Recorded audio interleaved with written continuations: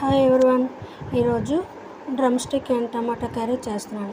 అది ఎట్లా అంటే ముందుగా ప్యాన్ పెట్టుకొని ఆయిల్ వేసుకొని మెంతి పౌడర్ వేసుకోవాలి. నెక్స్ట్ ఆనియన్స్, పచ్చిమిర్చి, కరివేపాకు, ఆవాలు, జీలకర్ర పోపు వేసుకోవాలి. నెక్స్ట్ డ్రమ్ స్టిక్ వేసుకోవాలి.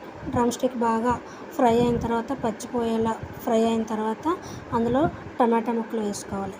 టమాటా ముక్కలు వేసుకొని బాగా స్మాష్ అయిన తర్వాత మగ్గిపోయిన తర్వాత ఇంకా సాల్ట్, టేస్ట్కి తగ్గ సాల్ట్ వేసుకోవాలి.